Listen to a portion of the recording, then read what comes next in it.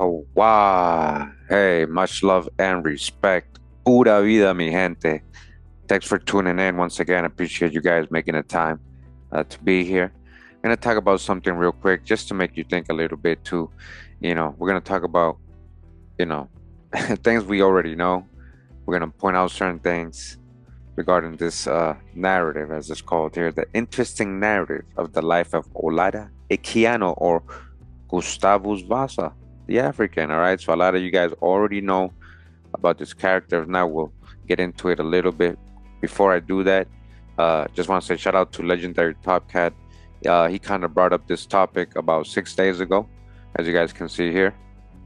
All right, debunking the transatlantic slave trade. All right, so yeah, always making sure there's a large community and a lot of people out there trying to help people understand that there is a different story than what they have told us in schools and universities and the mainstream narrative. All right, so this is one of the biggest, I would say, I guess, hijacks.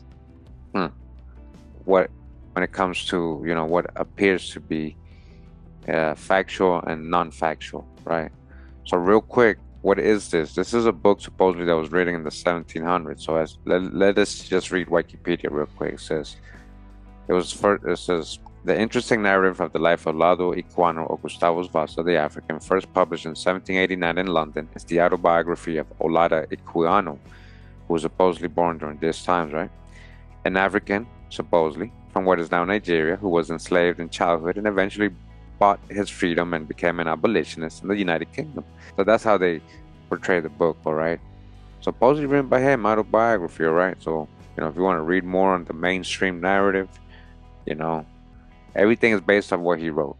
So what I want to do real quick is just have some fun here. We got we got Chat GPT here, AI, right? I say, hey, I'm back. They say, welcome back. What are we diving into today? I'm not logged in, guys, but they know who I am. I said, Gustavus Vassa. He's like, great. I didn't even say anything. I just put that name there just to see what it says, right? What it's going to give us here is the mainstream, which we just read, the mainstream narrative, right? We're going to go over this again first. It says, great. Gustavus Vassa is a fascinating historical figure. Gustavus Vassa was the name adopted by Olaudah Equiano, a formerly enslaved African who became a prominent abolitionist, writer, and public figure in 18th century Britain. Here's a quick overview. So, who was Gustavus Vassa, right? He has two names, as you guys can see already, right? Which was the real one. So his birthplace, he was likely born in what is now Nigeria, likely. Enslavement, a child, he was kidnapped and sold into slavery. He was eventually brought to the Americas and later to Britain, all right? So he supposedly went through this Middle Passage. So then that's when he got his new name after he was sold, right? And then freedom, he bought his freedom in 1766. This is all from his book, right? So his autobiography, the interesting narrative, right? That's what it's called. One of the earliest first-hand slave narratives. This is very important to understand. This is like their go-to. Like, look, the slave, the West African Middle Passage was real. Look, he wrote about it. It became a bestseller. I'm talking about the 1700s. He made a lot of money off this, guys. And a key text in the fight to abolish the transatlantic slave trade. So, to the abolitionists, it was very useful and popular. It detailed his experience in slavery, his conversion to Christianity, and his life after gaining freedom. So what we're going to argue today is what can be proven, what can't be proven. So it says, this book, right, the role he had in abolition, he became a prominent voice in the British abolition movement. What they leave out of Wikipedia and right here is that he was a slave owner. He participated in purchasing slaves too in Central America. So lectured across the country, raised awareness about the horrors of slavery. His narrative was used to influence public opinion and parliamentary debate. Influence public opinion, very important. So would you like to explore a specific aspect, like his life story, his book, his drawing abolition, or analysis of his writing? I'm going to ask you a question. So what I said, God says, okay, it seems you know the mainstream narrative of his life, but I want to talk now about what can be proven and what can't be proven regarding his personal narratives For example, the fact that he has 2 records saying he was born in, I meant to say South Carolina, but the AI understood me. So it says, excellent. You're touching on one of the most important scholarly debates surrounding Olaudah Equiano, Gustavus Vassa, the question of his birthplace and the reliability of his autobiography as historical evidence. Okay, this is actually disputed. That's what they don't tell everybody. Let's break this down into 2 categories as you rightly framed it. What can be proven, what cannot be definitively proven, okay? So what can be proven, right? Now, supposedly, we have multiple editions of the interesting narrative printed in his lifetime, okay? It is accepted that he wrote it himself and he actively promoted it, okay? The book was instrumental in the British abolitionist movement, oh, we know that. Cited in Parliament and everything, and widely read. Says he bought his freedom in 1766, so are we not going to doubt that he might have been an indentured servant? Yeah, okay. We have manumission papers signed by his owner, Robert King, in Montserrat, in the Americas, in Montserrat, right? Well, these Irish were. This is one of the strongest documentary proofs in his life story, okay? That's fine. We're not arguing none of this stuff. It says he was involved in the British naval and mercantile sectors. He actually went to war. He helped. It says he served under the various captains in the Royal Navy, notably Michael and Henry Pascal. He traveled extensively, including to the Caribbean, Arctic, and Central America, like I was saying, where he was helping purchase slaves and manage them, which is supported by other records and shipping logs. He was active in the abolition movement. His name appears in the records of the Sons of Africa, a group of black abolitionists in Britain, calling themselves Sons of Africa. A lot of hijack with this guy and the people he's surrounded with. He gave public lectures and had correspondence with abolitionists like Granville Sharp and Thomas Clarkson. So that's the things that they can, like, you can kind of probably historically prove. What cannot be definitively proven, though, is what we're going to talk about right now, or is disputed, right? Is his place of birth. His place of birth, look, Africa or South Carolina. That's 2 big different places, right? That changes everything. That changes everything. See what I'm trying to tell you guys? This is what they don't want you to know about this. This is central scholarly controversy in his narrative. He claims, I was born in a charmful, fruitful vale named Osaka in the Kingdom of Benin. He made that up, guys. I'm going to show you. But 2 British documents contradict this. 2 actual records when we do genealogy. We got a 1759 naval muster roll, lists Gustavus Vassa Equiano as born in South Carolina. You guys see that? He would have been around 14 years old. He was born in South Carolina. South Carolina. Okay? And then a 1773 baptismal record, St. Margaret's Church in Westminster, also lists his birthplace of South Carolina. These are 2 very good records, actually, to use. Very good sources. All right? South Carolina. That's what can be proven. That's what the records say. So when they talk about Africa, they don't have no proof of that. Only his supposed autobiography. So scholarly debate. Some historians, example Vincent Carrera, we're going to get into his book, argue that these are strong evidence he was born in the Americas, and that Equiano constructed an African birth story to strengthen the abolitionist narrative. Okay? Others argue that these records could have been incorrectly filed or out by clerks who assumed American birth. Assumed. They don't make mistakes like that. Why would they assume that all the way in England? Equiano would have no incentive to lie in these official documents, whereas his autobiography had a clear political purpose.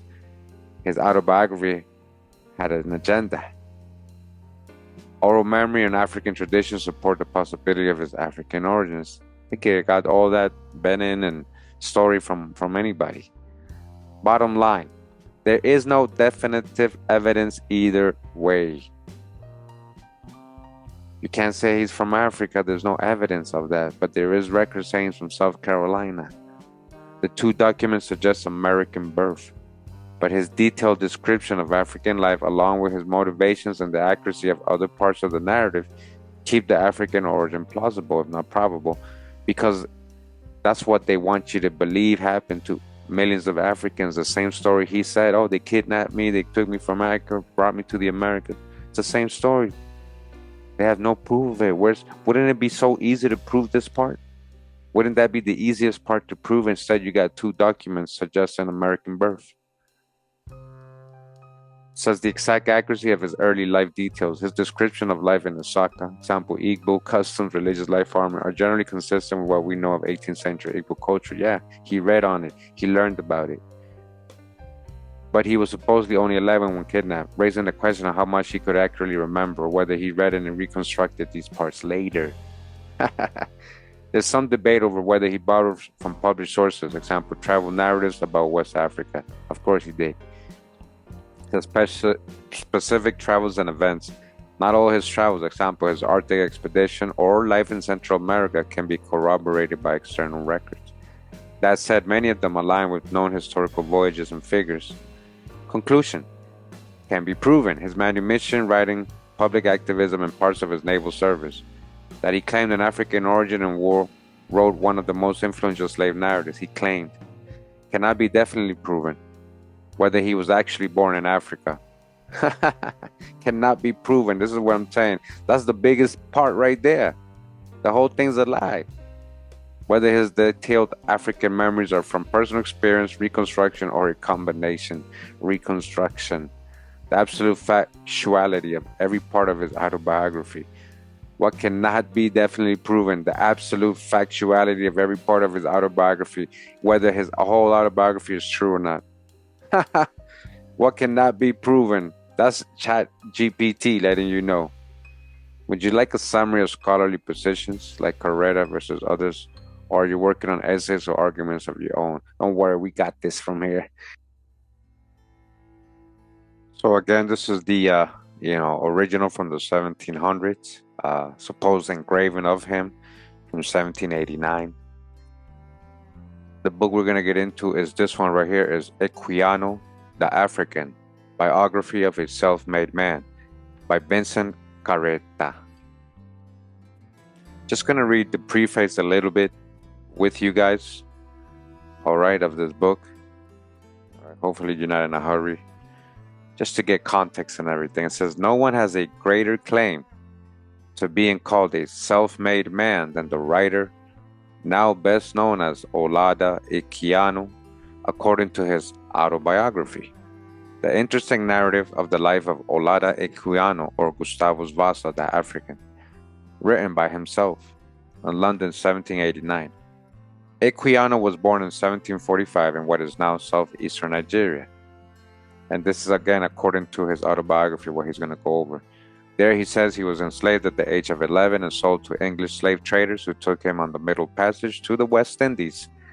Within a few days, he tells us, he was taken to Virginia and sold to a local planter. After about a month in Virginia, he was purchased by Michael Henry Pascal, an officer in the British Royal Navy, who renamed him Gustavus Vassa and brought him to London. All right, this is the official narrative he wrote. It says, with Pascal, Equiano saw military action on both sides of the Atlantic Ocean during the 7 Years' War. In 1762, at the end of the conflict, Pascal shocked Equiano by refusing to free him, selling him instead to the West Indies. Escaping the horrors of slavery in the Sugar Islands, Equiano managed to save enough money to buy his own freedom in 1766. All right, so again, how does a slave have money and save money? That's because they are contracted, indentured servants. So supposedly he bought his freedom. It says, in Central America, he helped purchase and supervise slaves on plantation. Okay? In Central America, he helped purchase slaves and supervise slaves on plantations. When he was in Central America, you guys hear that? So now he's an abolitionist. He's a hero. Huh? Equiano set off on a voyages of commerce and adventure to North America, the Mediterranean, the West Indies, and North Pole. Equiano was now a man of the Atlantic. A close encounter with death during his Arctic voyage forced him to recognize that he might be doomed to eternal damnation. He resolved his spiritual crisis by embracing Methodism in 1774. Later, he became an outspoken opponent of the slave trade, first in his letters to the newspapers, and then in his autobiography. In 1792, he married an English woman with whom he had 2 daughters. Thanks largely to profits from his publications, when Equiano died on the 31st of March 1797, he was probably the wealthiest and certainly the most famous person of so-called black, right, descent in the Atlantic world. After his publication of that book, he became a celebrity, guys. He became very wealthy from the sales. He was rich. Over the past 35 years, historians listen, and this is the effect it's had on literally Pan-Africanism, or the out of Africa stuff, right? And the whole false narrative of millions of slaves coming from West Africa. This is what this book did, which has a possible false origin of his birth. So over the past 35 years, historians, literary critics, and the general public have come to recognize the author of the interesting narrative as one of the most accomplished English-speaking writers of his age, and unquestionably the most accomplished author of African descent, even though they haven't proved that part, that he was born actually in Africa. And just because you're black don't mean you're from Africa. Several modern editions of his autobiography are now available. The literary status of the interesting narrative has been acknowledged by its inclusion in the Penguin Classics series. It is universally accepted as the fundamental text in the genre of the slave narrative, okay? It is what is being used. It's the one source they go to, guys. This is why it has to be true. This was the whole agenda behind it. Yeah, you gotta say you did it. Just say you were born there, man. Just make it up. You're making it up anyways, right? Henry Louis Gates to Rick Kittles. Excerpts from the book appear in every anthology and on any website covering American, African American, British, and Caribbean history and literature of the 18th century. You see the influence this book has, right? The most frequently excerpted sections are the early chapters of his life in Africa and his experience on the Middle Passage crossing the Atlantic to America. That's what they mainly focus on, right? In that book, which might be the actual false part, which might be the whole false part. Indeed, it is difficult to think of any historical account of the Middle Passage that does not quote his eyewitness description of his horrors as primary evidence. You see? This is what they're using for their false Middle Passage. Now, guys, you guys know, if you especially watch my Real Slave Trade playlist, part 2, about the Europeans and the Indians too that are going to Europe. In order to get Indians to go all the way to Portugal, Europe, West Africa, North Africa, don't they have to cross the Atlantic too? That's the Middle Passage. And then to get Europeans to come over here, many Europeans dying on the way and Indians dying on the way over there, a Middle Passage, the horrors of the Middle Passage. Yeah, they don't talk about that. But now you got this specific eyewitness account in a story which you can't even prove. He can't even say, I came on this ship taken by these people, you know, and then he was sold to these people, where I'm like, you know, all this would be written, guys. When, what time, what tribe are you from exactly? Like, so interest in Equiano has not been restricted to academia. He has been the subject of television shows, films, comic books, and books written for children. All right, to keep the false narrative going. The story of Equiano's life is part of African American, Anglo-American, and African British and African Caribbean popular culture. All right, all so-called blacks around the world, this is pushed on them. Equiano is also the subject of biography published in 1998 by James Walden, an eminent historian of slavery and the slave trade. Attempts to pin Equiano down to either an American or British identity are doomed to failure. Okay? As he's saying that once he was free, Equiano judged parts of North America reasonably nice places to visit, but he never revealed any interest in voluntarily living there. By Equiano's account, the amount of time he spent in North America during his life could be measured in months, not years. Whether he spent a few months, as he claims, or several years, as other evidence suggests, Living in mainland North America, he spent far more time at sea. He spent at least 10 years on the Atlantic Ocean and Mediterranean Sea during periods of war and peace between 1754 and 1785. The places he considered for a permanent home were Britain, Turkey, and Africa. Ultimately, he chose Britain in part because Africa was denied him despite his several attempts to get there. Truly a citizen of the world, as he once called himself, Equiano was the epitome of what the historian Ira Berlin has called an Atlantic Creole. So remember, when anything to do with Creole, there's some American Indian in there somewhere. So where's that part? Now, recent biographical discoveries have cast doubt on Equiano's story of his birth in early years, okay? That's what I'm talking about, guys. The available evidence suggests that the author of the interesting narrative may have invented, okay, rather than reclaimed an African identity, okay? He invented it. He made it all up. He made it all up. He made up his African identity. You see what I'm saying, guys? If so, Equiano's literary achievements have been vastly underestimated. He's like a fraud, really. If so, Equiano's, literally vastly underestimated. Baptismal and naval records say that he was born in South Carolina around 1747. If they are accurate, he invented his African childhood. All right? He invented his African childhood and his much quoted account of the Middle Passage on a slave ship. He made it up. He made it up. He made it up, guys. Other newly found evidence proves that Equiano first came to England years earlier than he says. He was clearly willing to manipulate at least some of the details of his life. Problematic as such evidence may be, any would-be biographer must now take it into account. You gotta really research it now. If records are saying something else, Walvin observed that historians have a predominant tendency to quote Equiano as unproblematic. They said, "Oh, that's the ultimate source," like, "Oh yeah, that's all the truth. He didn't make none of it up." But in his own biography of Equiano, which very usefully places the interesting narrative in its historical context, Walvin accepts the veracity of Equiano's own account of his life. Evidence not available to Walvin supplements as well as challenges Equiano's version of his own story. Okay? They can't prove his African life. They can't prove it. There's no proof of it. There's no proof of it. Why wouldn't there be proof of that?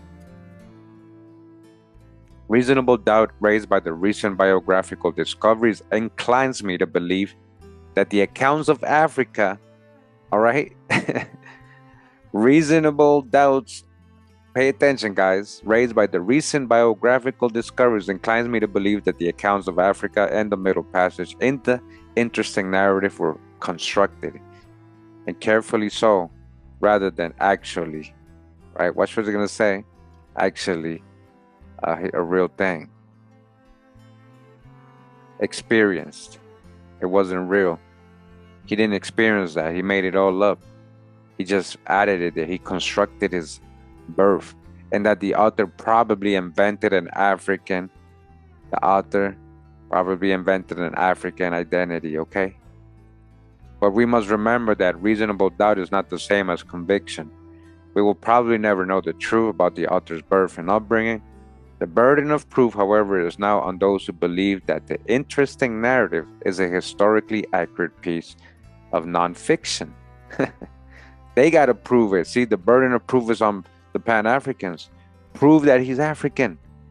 Anyone who still contends that Equiano's account of the early years of his life is authentic is obligated to account for the powerful conflicting evidence. All right, so how do you explain the records? This is what he's letting you know. Anybody who still believes that, especially Pan-Africans, right, will fight for it, argue you, debate you over it. You got to prove that he's African, and you can't disregard the records that are saying that he's from South Carolina. The second major problem Equiano's biographer faces relates closely to the first: how to deal with Equiano's own probably fictitious accounts of his early years in Africa and his experience of the Middle Passage. Fictitious, fictitious, guys, fake. Since Equiano is the only story available for this period of his life. The only proof is his actual writing. Where's all the records? Where's the proof? Like, it should be so much proof. He should have been able to prove in that. I have chosen to treat it in the following pages as if it were true. So even this author say, hey, let's just go with it. Let's just pretend it's true, even though it's probably fictitious. Expecting readers to keep in mind that this part of his account of his life may be historical fiction. Rather than autobiography. All right, keep that in mind. We already know how to dodge the hijack. He's saying just be ready to dodge the hijack because it's probably historical fiction. Unlike the biographer of Franklin or Twain, the biographer of Equiano cannot check much of the information Equiano records about his early life. There is no sources. There's nothing to fall back on against the historical records or external sources, okay? Okay, I'm going to highlight that as well too. Whether Equiano was born and raised in Africa, as he says, or in South Carolina, it's a big difference. As other evidence suggests, he spent the first years of his life in a non-literate society. On the other hand, once Equiano entered the literate society of the Royal Navy, his account of his subsequent life is remarkably consistent with the historical record. So, things like him being in the Navy and other things, him going to Central America and eventually getting his freedom, that all can kind of be proven. It's just the part where he's saying he came out of Africa and then he was in the Middle Passage. That part is he made up. That's the part that cannot prove. It says Equiano was certainly African by descent. That's the hijack. He's only saying that because he's a Negro or so-called black. We already debunked all that. No, he doesn't necessarily mean he's African. He could be a black European descendant or American Indian or both. Says Equiano's biographer has relatively little information about his personal life beyond what is found in the interesting narrative, beyond what he wrote. Nothing else can prove it. Whether we believe Equiano's own account of his early years or the contradictory historical records, before the 1780s, he was living in conditions that did not prompt others to record for posterity their interactions with him. Continuing, it says the author of the interesting narrative was an even more profoundly self-made man than Franklin, if he invented an identity to suit the times. His circle of friends, his Freemasonic abolitionists. Why might Equiano have created an African nativity and disguised an American birth? Why would he do that? Before 1789, the abundant evidence and many arguments against the transatlantic slave trade came from white voices alone. Initially, opponents of the trade did not recognize the rhetorical power of an authentic African voice could wield in the struggle. An actual African, huh? Imagine, this is what he did. He pretended to be that African. Equiano appreciated that only something so particular as a single life could capture the multiplicity of lives in the 18th century Atlantic world. Equiano knew that to continue its increasing momentum, the anti-slave trade movement needed precisely the kind of account of Africa and the Middle Passage that he, and perhaps only he, could supply. Yeah, only he could make up. An African, not an African-American voice, was what the abolitionist cause required. He gave a voice to the millions of people forcibly taken from Africa. All right, so now we're going to the hijack. But you see, he was the face. He made it up so they can have somebody say, yeah, look, I went through it. How much money did he make? Equiano recognized the way to do very well financially by doing a great deal of good and supplying that much needed voice. Oh, when he played that character from Africa, he got paid. He was very well financially. Equiano may have forged a part of his personal identity and created an Igbo national identity. He created his Igbo ancestry, guys. It's all fake. Avant les lettres, in order to enable himself to become an effective spokesman for his fellow diasporan Africans. All right, so they can go with the out of Africa, West Africa lies. If Equiano forged both his personal and national African identities, he risked being exposed as an imposter, thus discrediting the abolitionist cause. They had to make it real, but the financial and rhetorical success of his book demonstrated that it was a risk well worth taking. All right, I mean, this is very clear. They're letting you know he sold out. He sold out. He became very wealthy. He got paid to be a gatekeeper. Ah. All right, so real quick, just want to show you some websites that are kind of talking about the same subject. This is www.bu.edu. All right, BU, Boston University, maybe. Historically speaking, the Bulletin of the Historical Society. Joseph Lucas, Donald A. George, Exodus. All right, so I just want to real quick. Does Equiano still matter? It says, I've been invited to address the question of whether, despite the possibility that he fabricated his personal and African identities. Down here it says, construction of identity, Olaudah Equiano or Gustavus Vassa. Vincent Carrera claims that recently discovered documents concerning the baptism of Gustavus Vassa and his subsequent employment in the British Navy cast doubt on the early life of the person usually recognized as Olaudah Equiano. All right. The two documents in question are his baptismal record of St. Margaret's Church in London and the muster records from the Arctic expedition of Sir John Phipps, later Lord Mulgrave, in 1773, both of which attest to his birth in South Carolina. And also we got the Guardian kind of talking about this as well. You guys see, it says Vincent Carrera's controversial life of an abolitionist hero, Equiano the African, only as to his heroic stature, argues David the Beaten. So there's people like, defending it. All right, he made that up. Okay. We got another one here from an old website article, says The Nation, the true story of Equiano. It says in 1999, the readers of Slavery and Abolition, a scholarly historical journal, were startled to learn that, according to a respected editor, one of the foundational slave narratives might not be all that it purported to be. The text in question was the interesting narrative of the life of Olaudah Equiano, or Gustavus Vassa the African, written by himself. Vincent Carrera, the diligent editor of a new edition of the work for Penguin Classics, had come to doubt whether Gustavus Vassa, who went by that name, Equiano, had really been born in Africa, captured as a boy and transported to the New World, as he claimed in the narrative. In his Slavery and Abolition article, Carrera explained that his research had led him to believe Equiano had probably been born in South Carolina, and that his account of an African childhood was a vivid piece of imaginative reconstruction. A reconstruction that perfectly suited the needs of an abolitionist movement, then principally focused on the evils of the Atlantic slave trade. They needed a book like that. They needed a narrative like that, a fake one, even if it was fake, guys. All right, we continue. We're in hnet.org. Almost an Englishman. This is by Carrera. He kind of wrote this. This is one of the chapters in his book, right, that we got right here. I'm going to actually share this book on my Patreon page for you guys. To have the PDF copy, okay? And then I also want to kind of read a little bit about this. This is a response to Paul Lovejoy. Paul Lovejoy kind of critiqued the book we just read. Carrera, he like, man, so it doesn't matter, even if we don't have birth, he probably was African, all this stuff. So Carrera responded to him, and this is his response to Paul Lovejoy. So this is a response to Paul Lovejoy's autobiography, Memory, Gustavus Vassa, alias Olaudah Equiano the African. Okay, so let's just read this. Okay, by Vincent Carrera. It says, Paul Lovejoy may be correct. Olaudah Equiano, Gustavus Vassa's published claims that he was born in Africa and experienced the Middle Passage may be true.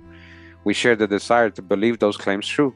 So Vincent Carrera, he's with the whole slave trade from West Africa. He is kind of Afrocentric too.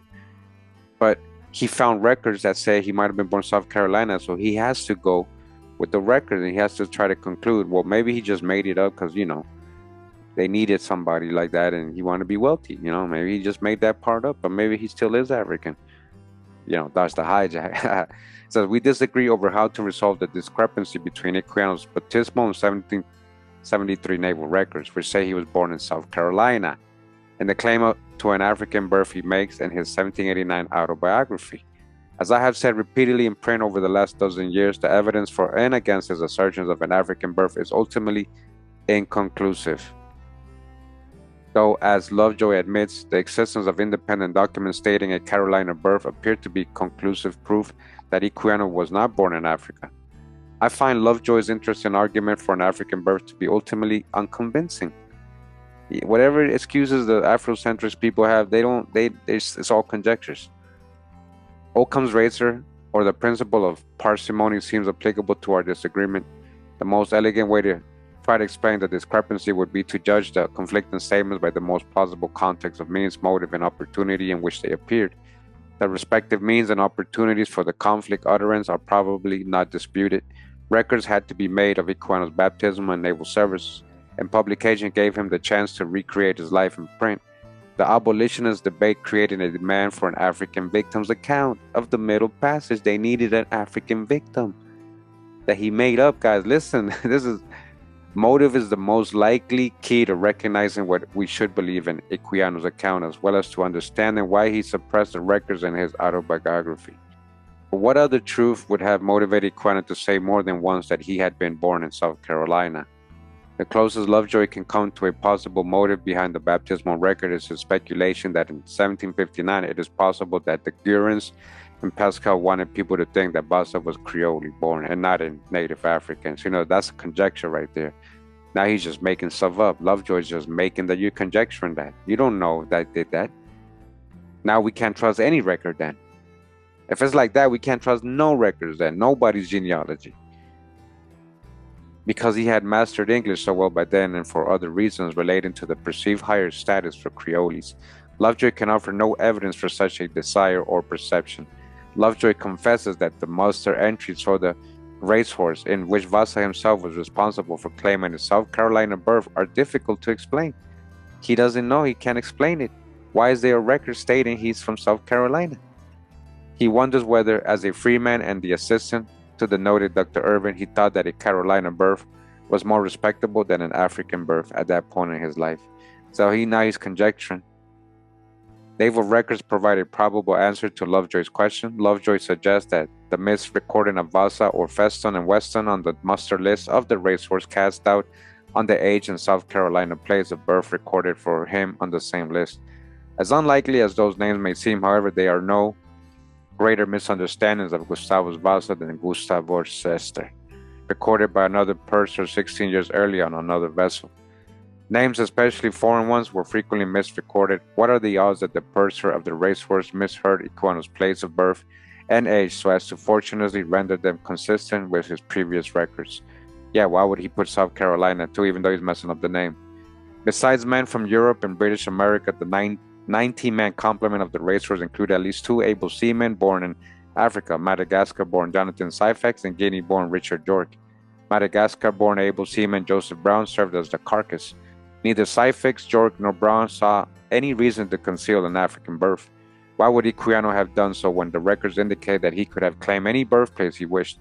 Equiano's abolitionist motives would explain why we should doubt Vassa's account of his birth rather than what he registered in the muster books. Okay, he himself put South Carolina, guys. This is the craziest thing about that record. All right, he himself put that. So, okay, I just wanted to go ahead and read that. There's a whole article, response to him. It keeps going. Just wanted to go ahead and make you think about this a little bit, guys. All right. Again, the interesting narrative of the life of Olaudah Equiano. Because this is the go-to of all these Pan-Africans. Look, how can you say it didn't happen? This guy wrote about it. Well, this guy made it up. This guy probably is a Freemason. This guy probably was paid to do that.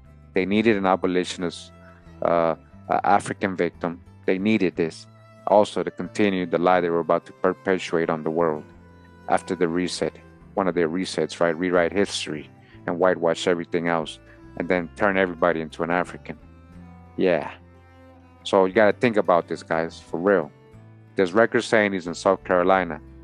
He made up his birth. He's not even African. The whole story is based off of that. And so this whole story gets kind of thrown out the window, really. You can't really use this, and that's what they use.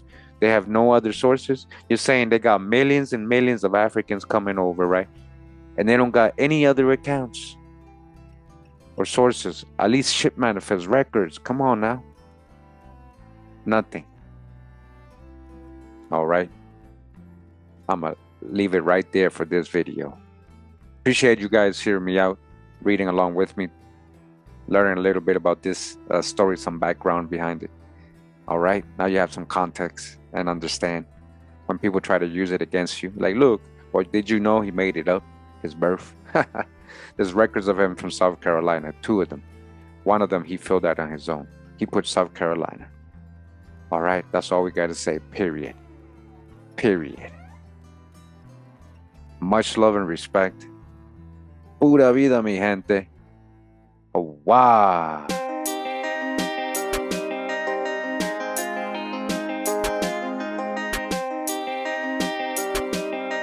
Robert Dre, bye.